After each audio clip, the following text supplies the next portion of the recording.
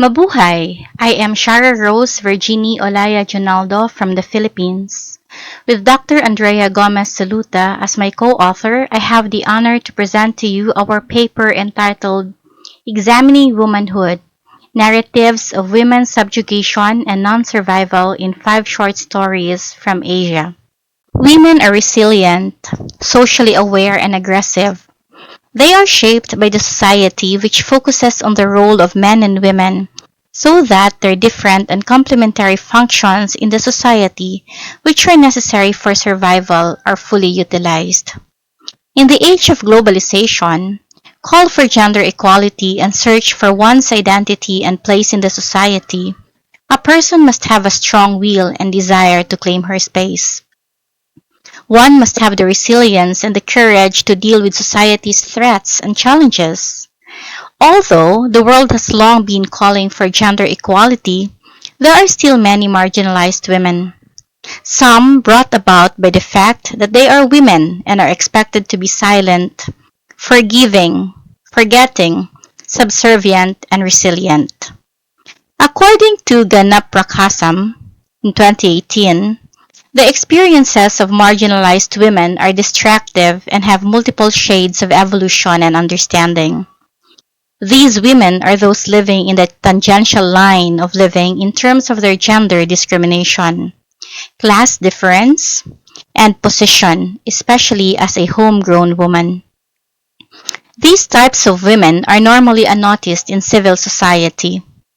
Their pains have long been ignored and are not considered as sinful but the usual occurrences of day-to-day life. In the center of all these movements and struggle is a woman who is expected to be not just a nurturer, but also a provider, self-sacrificing and forever giving, and whose struggles are a part and parcel of everyday living.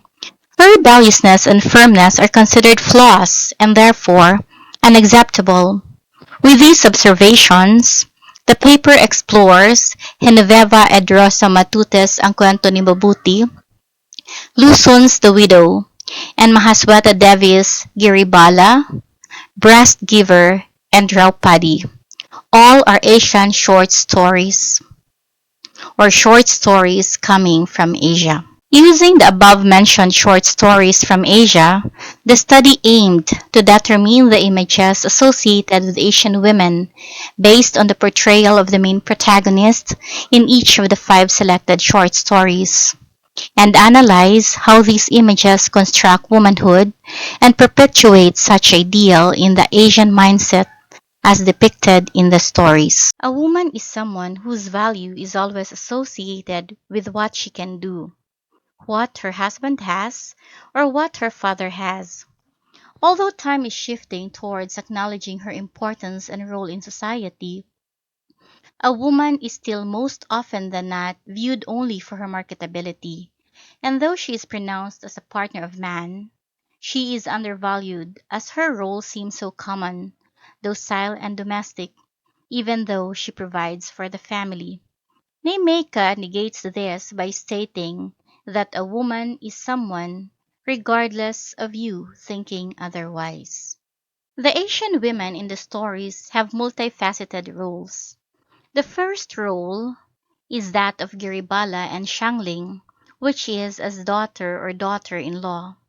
Although Indian and Chinese stories respectively, both women were expected to obey the rules and the decisions of those who are in charge of them, despite their age. The father in the case of Giribala and the mother-in-law in the case of Shangling. Though both women are able, they were not allowed to think, much more decide for themselves, as women have long been recognized as having low autonomy and decision-making power. The second role of the Asian women is being a wife as exemplified by Giribala, Yashoda, and Shangling. A woman in most societies, if not all, is expected to be married and to be leading and raising a family of her own. In most Asian countries, like what the women have experienced, parents are pressured by different factors such as economic stability, continuation of lineage, political reasons, and many others in finding or encouraging or even to the point of pushing their daughters to married life. As wives, the women are molded to obey and to serve their husband with obedience and meekness. As shown in the experiences of Giribala, Yashoda, and Shangling, being a wife is not a choice for a woman to make. They were compelled to become one with the concomitant duties and responsibilities attached. A woman is first a daughter, a wife, and then a mother. That is the role taken also by Giribala, Yashoda, Mabuti, and Shangling. Society dictates the order when one is born a girl, and it also decides that a woman must be quiet and passive even when they are abused and violated. Typically, when one hears the word mistress, it is associated with a whore, a woman who has no means of supporting herself, as postulated by Elson and Pearson in Carby 2018, that if a woman loses her job in a world market factory after she has reshaped her life based on a wage income, the only way she may have of surviving is by selling her body. On the contrary, Mabuti's life has not gone that route. She is a teacher, and she can very well support herself, but just decided to have the baby from her affair with a married doctor. Even the contemporary world finds it unpleasant when a woman is steadfast, unafraid, and independent. In the case of Draupadi, in the short story with the same title, she is perceived as a threat to a peace, a cancer to the society, therefore a nuisance. She is a rebel in the story. She was fighting for the rights and the voice of her people, viewed as a threat to the order the militia has created. Draupadi as a woman was still considered weak until her resilience and courage were displayed fully. As seen, women have many faces painted with different responsibilities and duties. As seen in the 5 selected short stories from Asia, the common roles played by women in the society are as daughters, wives, and mothers. Some become mistresses and even rebels. Women have juggled all these roles as if these were a natural extension of herself. The 5 women in the different stories from Asia were challenged, silenced, abused, and even physically violated. Despite this, they chose to continue serving and protecting the family they have at first, according to how the society expect them. Giribala quietly endured the physical beating when she had sterilized herself. Yashoda used her womb through her breast to feed her family, as she is a wet nurse for as long as she can remember after her husband had met an accident. With her job, it can be postulated that women are viewed in 2 lenses, as a life bearer and as a trophy that a man can display. Such view therefore suggests that women are always faced with situations that make them as either an object of desire or abused. There is no in between. Draupadi, on the other hand, was physically violated. To ascertain her integrity is destroyed. As Simon Kerr puts it, a woman's integrity has been cultural and has always been used to question a woman's honesty. When she is raped or violated, it's a way of saying that she is a loose woman. Mabuti is a teacher, and the society imposed silence and guilt on her as she has child out of wedlock, worst, with a married man. Ironically, she is called a mistress, a term which can mean honor, at the same time a term used to a low and dishonest woman whose only choice to survive is to sell her body. Lastly is Shangling, the widow. She was prized when she was still strong and useful, but once she no longer meets the demands of her employers, she was considered a pest, as someone who should be thrown away. as she is no longer useful. The different roles played by women in the society show the different hazards attached to the constructs the society have molded for them.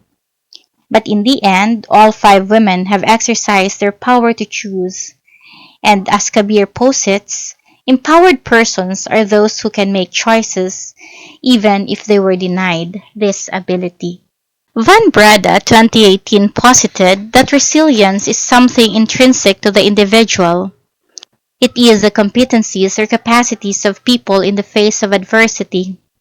Garibala, Yashoda, Draupadi, Mabuti, and Shangling have confronted different trials and adversities and have opted to survive. They have tried, two of them died though, and displayed the will to create a life that is suitable and bearable for them. Despite them being silenced by the respective societies, validating Simone de Beauvoir's claim that the history of humanity is a history of a systematic attempts to silence the female. The women were pressured and forced to succumb to the demands of the society and their men, but in the end, they proved resilient to all the physical, mental, and spiritual pains they were exposed to. As Grimke in Devika 2016 pointed out, that although the men had subjugated the women to their will, used them as a means of selfish gratification, to minister their sexual pleasure, to be instrumental in promoting their comfort, but had never desired to elevate the women to the ranks they were created to fill, the women were able to arrive and fill in the ranks they were supposed to have. Women have the ability to bounce back and fight for their dignity and self-worth, but by voicing out their desires amidst the ocean of noise that forcibly drowns them.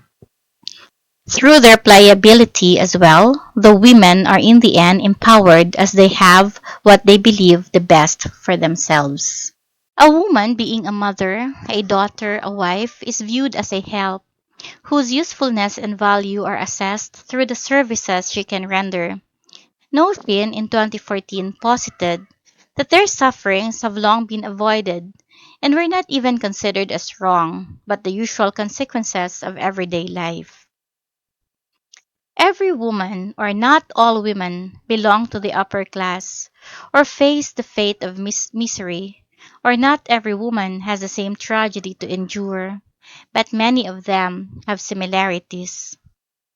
They have similar stories of indifferent pronunciations and different situations that force them to constantly adopt contradictory roles. The nurturing roles as daughters, mothers, wives, and as daughters in law, and the stereotyped role of a weak and helpless woman. That woman who must depend on the strength of someone else for her to have meaning in life. The women have noted that poverty and disempowerment generally go hand in hand because an inability to meet one's basic needs and the resulting dependence on powerful others to do so rules out the capacity for meaningful choice. This absence of choice is likely to affect, intensifying the effects of poverty. But in the cases of Giribala, Yashoda, Draupadi, Mabuti, and Shangling, though they acknowledged what they lacked, they have appreciated what they have, and they have decided to make something out of it. They have proven what Ungar in Verma 2015 claimed, that resilience is both the capacity of individuals to navigate their way to psychological, social, cultural, and physical resources that build and sustain their well-being, and their individual and collective capacity to negotiate for these resources to be provided and experienced in culturally meaningful ways. And while the imagined communities of the women frown and give them cold shoulders, the women have been steadfast in the decisions that they had made, despite the absence of a supportive community that fosters faster resilience of those belonging to the disregarded group. To conclude, the five short stories from Asia have shown that the tribulations in the lives of women bring about the hazards of their natural self-extension, such as being a quiet and submissive daughter, wife, or mother who receives very little to no attention from the community. Instead, these tribulations are dismissed as domestic and personal, thus there is no need for the community to intervene. And also, this is the reason why a woman who decides to take matters in her own hands by leaving her home, rebelling, questioning her circumstances is frowned upon by society. As seen in the representative works, not all of the protagonists overcome their tragic lives in the end. Nonetheless, all five women manage to convey that the concept of womanhood is more complex than how it had been perceived in the past. These are the references that we have used in the study, along with this list. That would be all for the paper examining womanhood, narratives of women's subjugations and non-survival in 5 short stories from Asia. Thank you very much for listening.